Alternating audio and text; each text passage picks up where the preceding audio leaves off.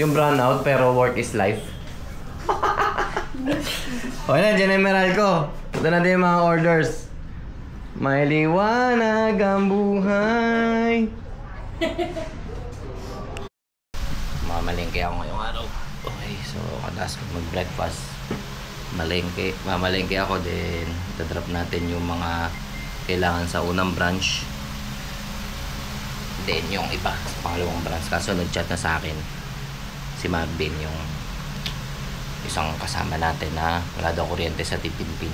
So tignan natin paano. Problema, may order na sa amin kagabi ng worth 2.5, no? Then chinek ko, kaya naman gawin sa kaya naman gawin sa Kalan, no? Kasi may fryer kami ng electric. So buti na lang may wok kami doon, dalawa. Then may isang burner na automatic high pressure. So kaya magluto. Kaya naman magluto. Yung gagawin niyang fryer. So check natin. 11 pa naman yun. Sabi ko, diskartehan nyo na lang. Simulan niya na. So ngayon, punta muna tayo sa palayang screen. Inupang ko.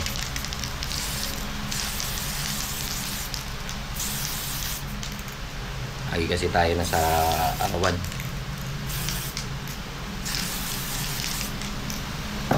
Handscreen. TikTok ko lang nabili. Actually hindi, wife ko na bumili, umorder. Pa-order ako. So ayan, tara. Tayo sa first branch ko. Dito si Kintoy Bigote. Hoy, hindi ka pa nag-aahit ng bigote mo ha. Nag-aahit ka na ba? Ito na yung mga... Kay Gunting!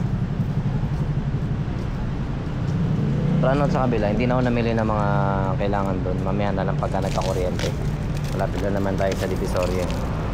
So yung mga pinamili ko para dito muna sa first branch natin.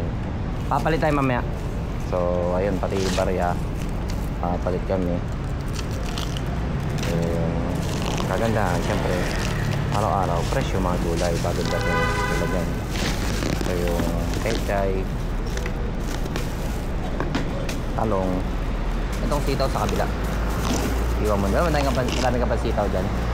Ha? Marami pa. Kunin mo na yung okra tsaka sili. Ito na sili pang sigang tsaka pang sisig. Meron kaming ube siligang. Tapos yung mani na ginagamit namin. May dumating na Shopee? Wala pa? So mag-check muna ako dito ng mga production nila.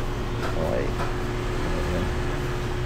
So andito na tayo ngayon sa Tipinpin branch natin. Okay.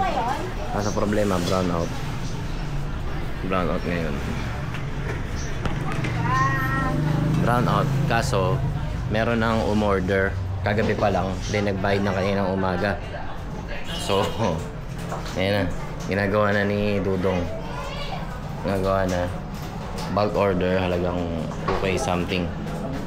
So check ko na lang, then after nito antayin na lang namin magkaroon ng kuryente. Brownout eh. Okay na tayo? Ano pa kulang? Ha? Tapos if ever may mag-walk-in, kung kaya naman, unti-unti, bigay nyo na lang ha. Kare-kare di mo na nagdala. Mamaya na lang, if ever tatakbo na lang tayo. Okay. Tapos kay R16 wala no? Bibili nila ako shoppers. Hindi mo na namili nun sa inventory nyo? Wala eh.